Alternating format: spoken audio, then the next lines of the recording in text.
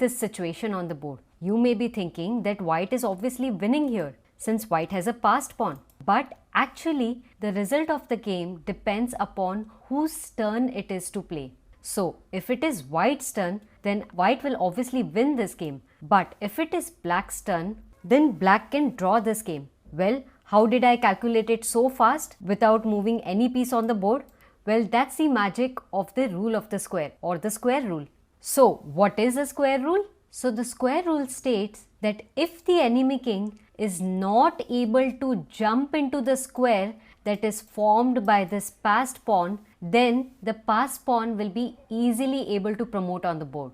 Now first, let's understand what square are we talking about and how do we draw the square. So in order to draw the square, first we will mark this passed pawn. Second, we will mark the queening square. Third, we will draw a diagonal on the rank on which the passed pawn is going to promote. Now obviously here there are two squares where this passed pawn can draw a diagonal. But exactly where should we draw the diagonal? Which one should we consider? Well, in this case, we have to see where the opponent's king is sitting. So here, since the opponent's king is sitting on the king side of the board, that is why we will consider the king side diagonal. Alright. So the passed pawn, the queening square, and now this diagonal that we are drawing, and now the square on which this diagonal is ending, this one. And now with the help of these three squares, we can draw a square on the board like this. So the square of this passed pawn would be this. Okay. Now as I told you earlier that the result of this game is totally dependent upon whose turn it is to move. So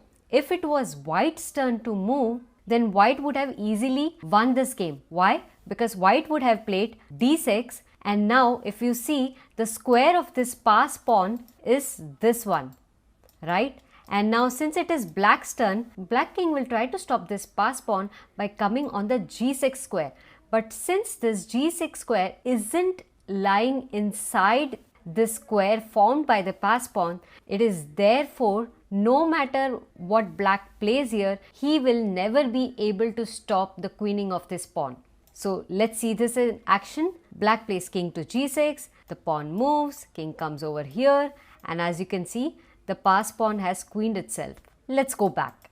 So if it was white's turn in the game, then we can see the white is easily able to win this game because the king is not able to enter into the square formed by this passed pawn. But what if it was black's turn? Well, if it was black's turn, then black would have been able to draw this game because black would have entered this square. As you can see, this square formed by this passed pawn, the opponent's king has already entered this square, and now if white tries to promote this pawn, then it will not be able to do so because the king has reached to a correct position where it cannot let white win if he promotes his pawn. So let's go back. So with the help of the square rule, you don't have to calculate each move made by the king and the pawn in order to determine whether you would be winning the game or would be drawing the game. Let's look at another example. Here it is white's turn to move.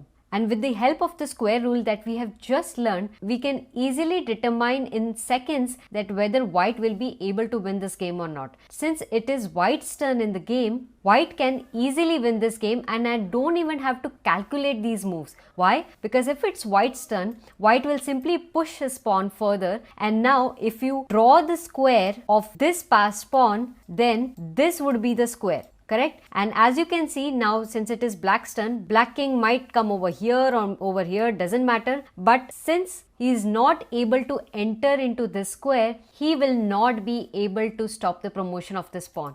So without even having to move pieces on the board, just with the visualization technique, you can easily determine whether you're winning or not.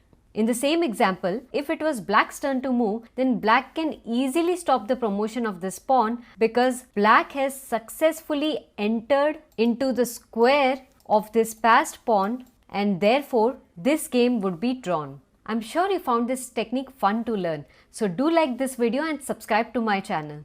Let's jump onto this challenging puzzle. Here it is black's turn to move, and with the help of the square rule that you just learned, I want you to determine the outcome of this game. What do you think is gonna happen? Is black gonna win? Is black gonna lose? Think about it. I'll give you 5 seconds to think. Your time starts now.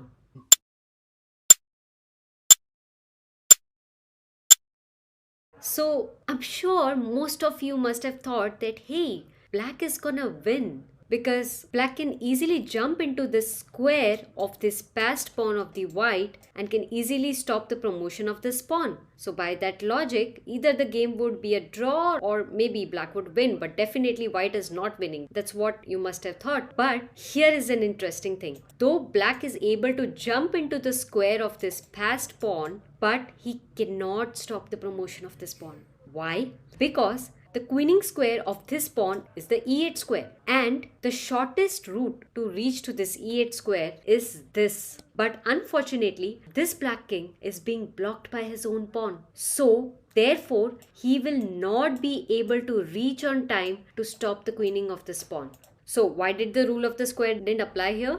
That's because when you're calculating based on the rule of the square, you have to make sure that the king's path to the queening square is not blocked by any of the pieces. I know this was an interesting example to look at. Now, based on what you have learned, I have another challenging puzzle for you. Here it is black's turn to play, and you have to determine the outcome of the game based on the square rule technique that you just learned. I'll give you 5 seconds to think.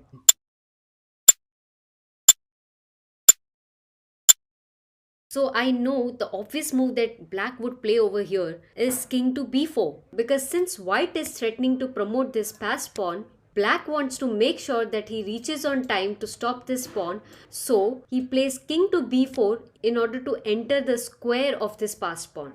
So looks like white is not gonna win this game. But hey, there's a small little tactic that white can play over here in order to win this game. Can you tell me what that is? Well, since this pawn is gonna queen on this f8 square and the king's path is currently cleared, all you have to do is find a way to block the path of this king.